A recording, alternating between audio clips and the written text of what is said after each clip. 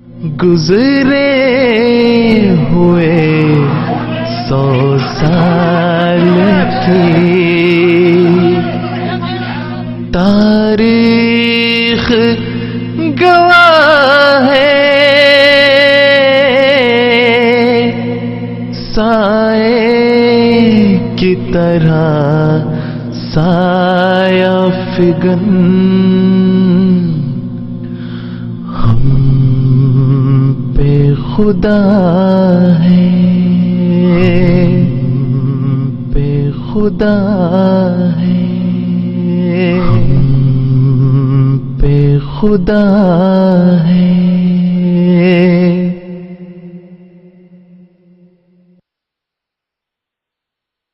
हो फज़्ल तेरा या रब, या कोई इत्तला हो, राज़ी है हम उसी में जिसमें तेरी रज़ा हो। मिट जाऊं मैं। One of the many signs that establish the truthfulness of a religious community is that from its very start it faces opposition and persecution. Thus has been the case of the Ahmadiyya sect in Islam. It was founded in 1889 by Hazrat Mirza Ghulam Ahmad of Qadian, on whom be peace, and has since been subject to persecution. One of the important turning points in the history of this persecution was in the year of 1953. The hatred and jealousy of the extremist opponents had been rousing for decades before it finally erupted. There were two main players in the field. One was the Indian National Congress, the other was the All India Muslim League, headed by the Quaid-e-Azam. The Muslim vote was very crucial to the Congress, and there the Congress arm for the Muslims was the Majlis-e-Ahrar, where they openly opposed the movement of Pakistan and Quaid-e-Azam. Actually, one of their leaders, he was a lawyer, तो ये Quaid-e-Azam है कि Kafir-e-Azam. And Quaid-e-Azam's concept of Pakistan was a liberal, democratic country. The Ahrars lost no opportunity in maligning and propagating against the Jamaat, using obscene language, exciting people, inciting people to violence and so on. The Ahrar were a party of nationalist Muslims who seceded from the Congress. On the 4th of May 1931, in a meeting held in Lahore, the party founded the Majlis-e-Ahrar-e-Islam. In 1935, the governor of the Punjab, if I recall correctly, he was Sir Herbert Emerson. He was somehow made to believe by certain quarters, particularly the Ahraris. They had the ear of one gentleman, I think his name was Mr. Noor Ahmad, who was the press secretary of the government, that the Ahmadis were a danger to India and to Indian peace. But Hazur, the head of the community, as the Khalifatul Masih II, he ordered every Ahmadi to remain peaceful and not to retaliate. they tried to incite people to violence, but they miserably failed. That was the time when the Arars had no room in Pakistan. The only way was to revert back to their old game of maligning the Ahmadis. Earlier on, they were made to do this, definitely, by the Congress, because we were the most organized party of Muslims. But here they wanted to share, first to be the citizens of Pakistan, to be the welcome citizens of Pakistan, to be the important cities of Pakistan, and then perhaps to share the government. And the easiest way was to raise some religious slogans against the Jamaat. It will not only highlight Islam, but also damage the more important party, the more organized party of Muslims. Ahrar had always been a violent party who were habitually involved in opposing any cause that could lead to the prosperity of the nation and the Ummah. The Ahrar movement was always against the Ahmadis in India, and they tried to stir up opposition against us.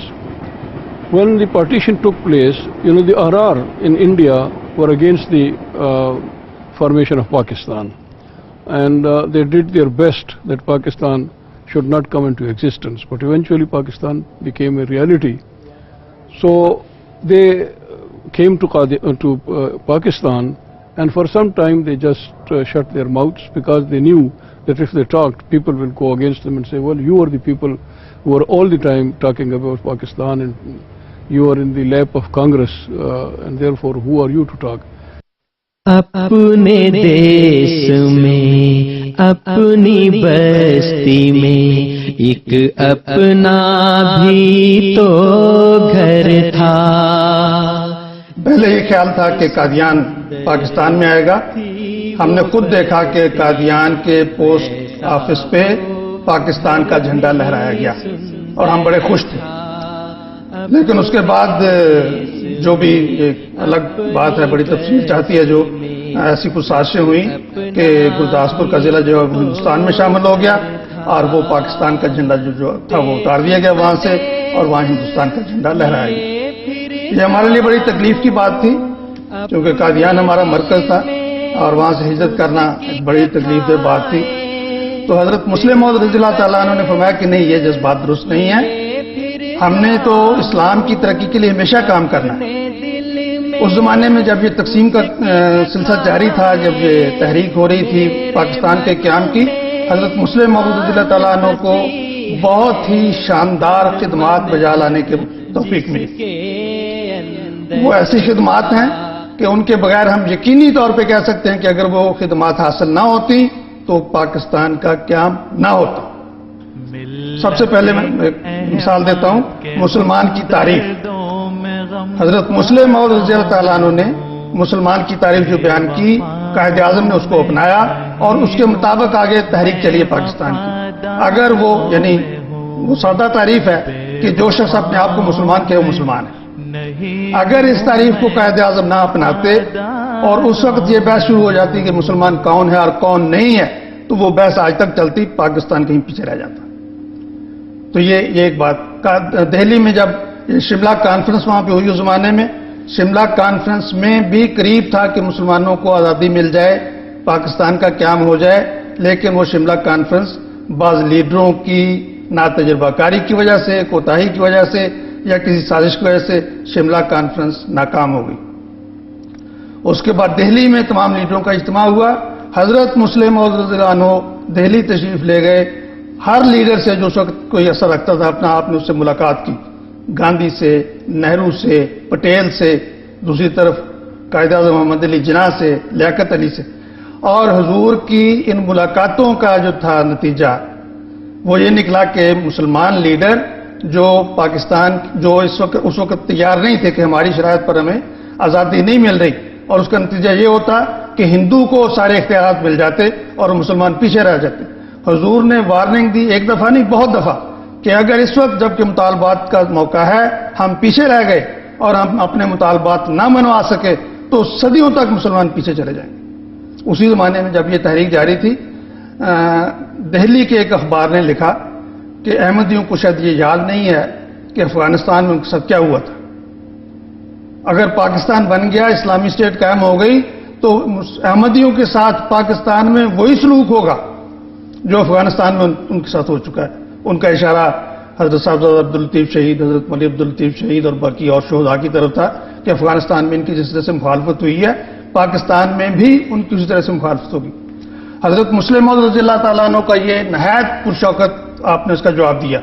वो खुतबा मुझे आज भी याद है मस्जिद अक्सा में कि कहाँ बैठ के मैंने सुना था, और मेरे ज़हन पे अब तक उस वक्त से लेकर अब तक ये असर है। मैं पूरी तरह उस खुतबे को नहीं समझ सकता था अपनी उम्र की वजह से, ना मैं समझा, लेकिन ये जरूर था कि हुजूर का ये बड़ा ही पुरशौकत खुतबा है, गैर मामूली खुतबा है। तो उसमें हुजूर ने फरमाया कि ठीक है आपने हमें डराया, लेकिन मैं तो उम्मत मुस्लिमा के मफाद के लिए काम कर रहा हूं, मैं हज़रत सल्लल्लाहु अलैहि वसल्लम की उम्मत के फायदे के लिए काम कर रहा हूं।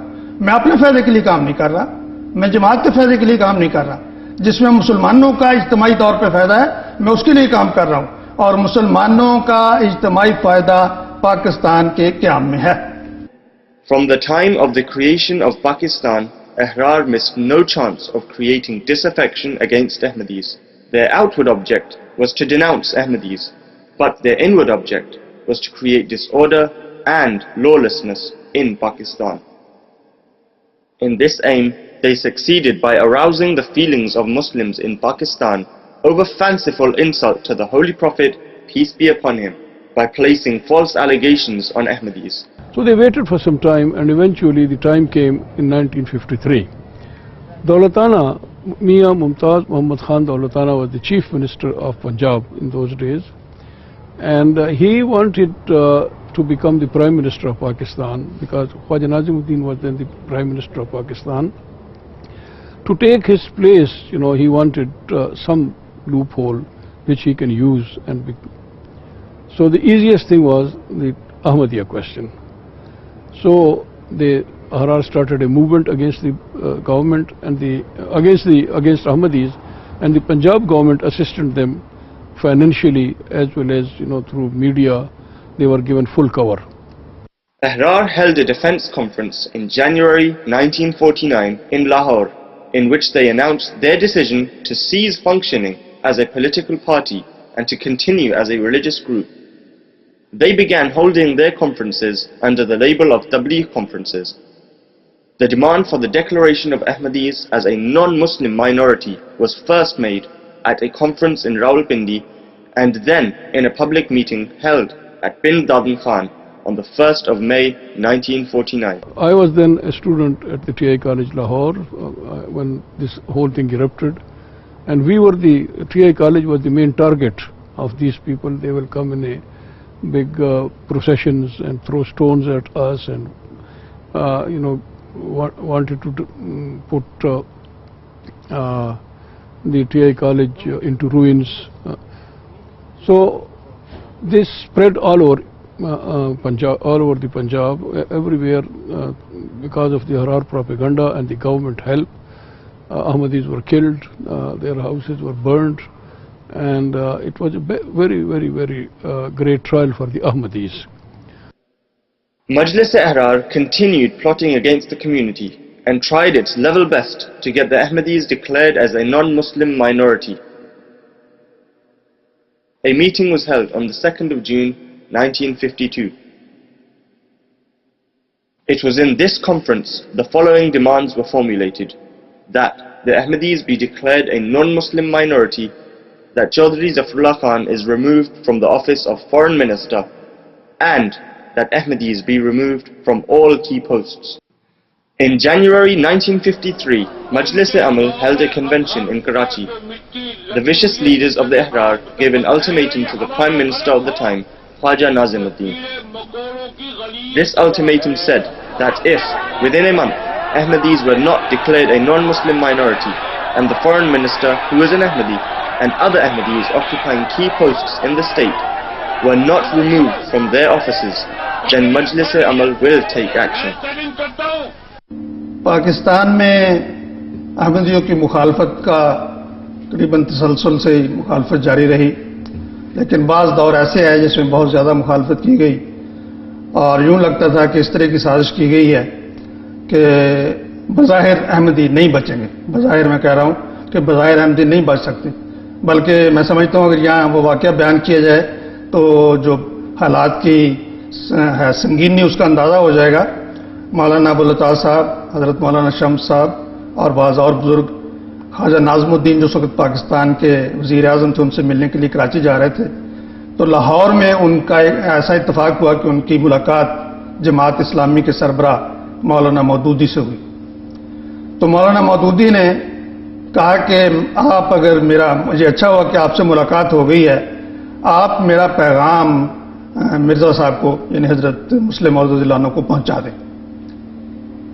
कि क्या पैगाम है? कि पैगाम यह है कि इस वक्त आपकी मुखालफत इस हद तक हो चुकी है कि या तो आप अपने अकायद पे नजरसानी करें और या ये समझ लें कि जमात खत्म हो जाएगी। ये पैगाम है मेरा कि अपने अकायद पे नजरसानी करें, उनमें तरमीम कर लें, वरना आप नहीं बच सकते।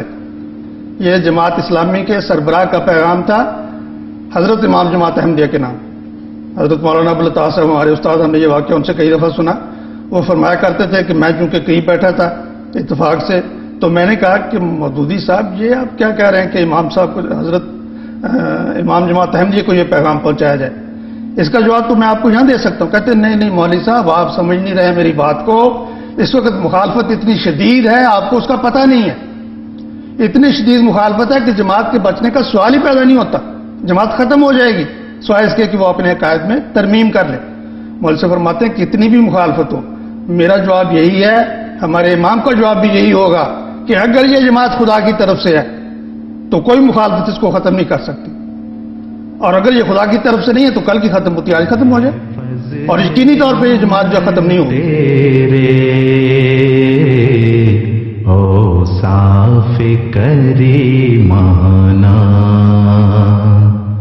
Hazrat Muslim Ma'ud radiallahu ta'ala anhu was at the helm of affairs at that time. He instructed that no Ahmadi should leave his house, no Ahmadi should leave his village. You remain there and God would help you.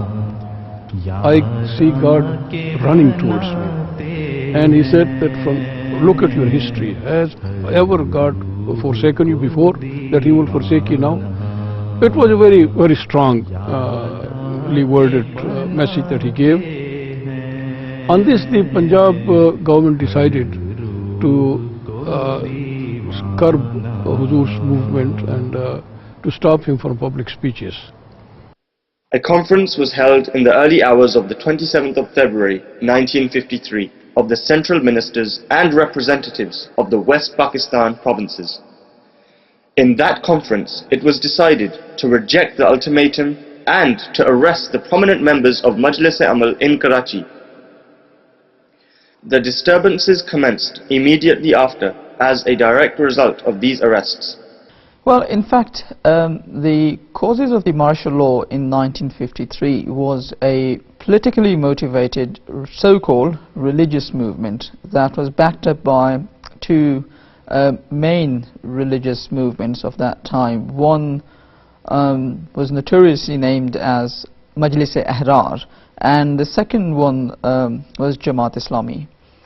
Now, right after the partition of Pakistan, when the state of Pakistan was busy into forming the constitution of the newly born state and the different departments of the government were being put in place, these so-called religious movements, they started to divert the government's attention for their own political motives.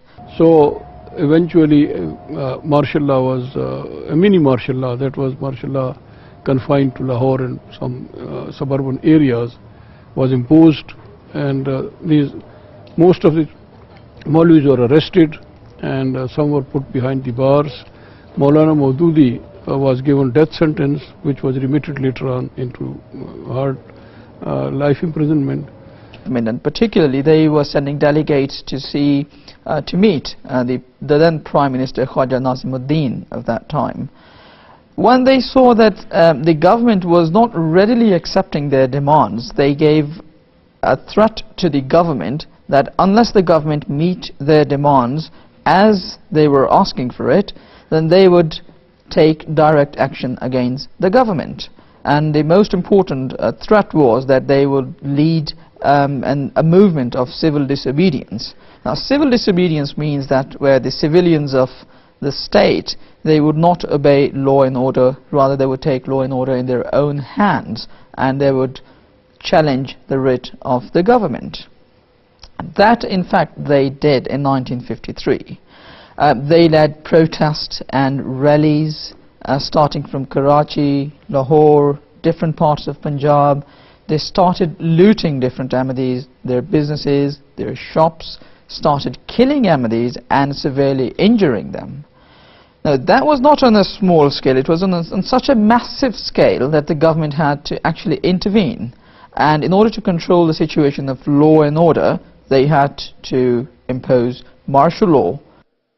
History bears witness to the fact that Ahmadis were martyred, their houses burnt, their belongings looted, and these mischiefs were carried out throughout the province of Punjab in general and within the city of Lahore in particular.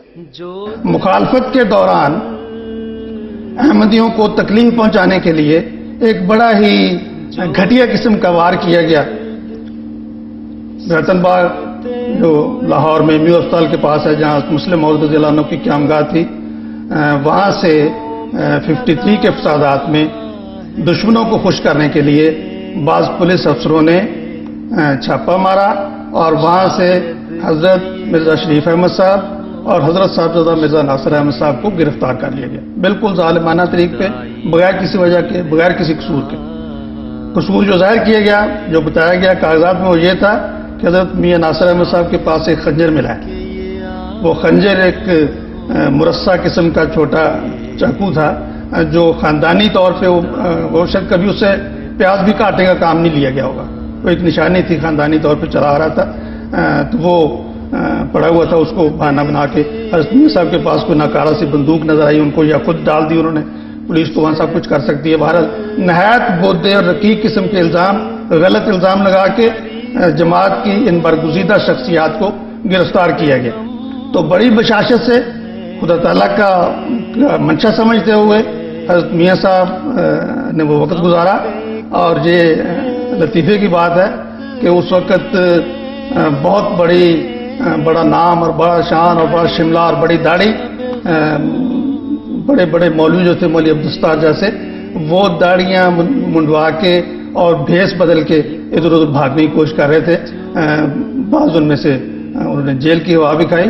तो बहरहाल हजरत मिर्जा नासिर अहमद साहब, हजरत मियां शरीफ अहमद साहब पूरे इत्मीनान से वो जो सख्ती के दिन थे वो उन्होंने गुजारे।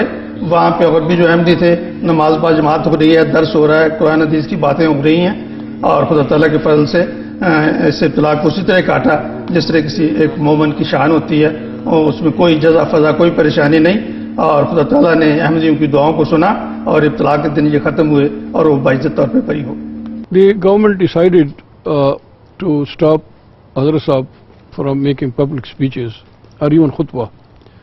They sent the SP police to serve the orders of the governor. He arrived at Rabwa and was taken to Huzur. Huzur listened to him and then read the order of the governor and signed it. And then when he stood up to go, Huzur asked him to please sit down for a little while. He sat down. Huzur said, "Look here, SP police, you have done your duty. That was your duty to serve the notice on me. Now I want to make you witness to something that I'm going to say. It's only to make you witness. And this is this, that my neck today is in the hand of your governor.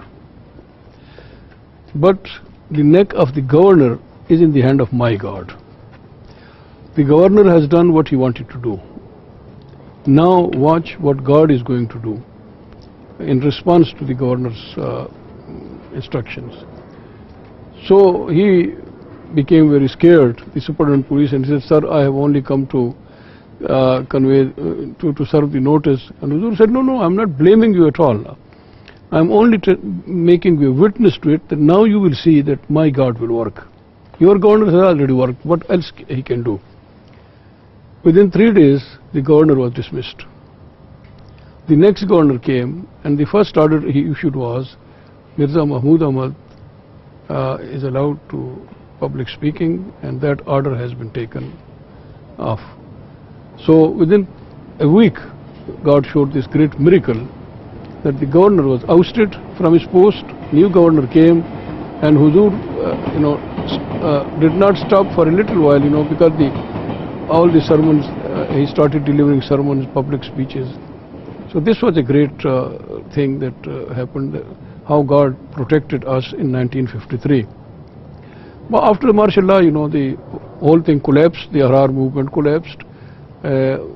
Inquiry commission was set up by Justice Munir and Justice Kiani. They issued their report, which is about 500-600 pages, in which they very clearly said that Ahmadis are not to be blamed. It's all Ahrar who started this whole. At first glance, the situation would now appear as if it has evaporated. But the coming years would add up to this problem, and thus a pile of problems to do with the persecution of the Jamaat was to be formed. However, the Ahrar didn't settle down with the decision of the Inquiry Commission. It kept trying its level best to get the Ahmadiyya Muslim community declared a non-Muslim minority. This was later to occur in 1974.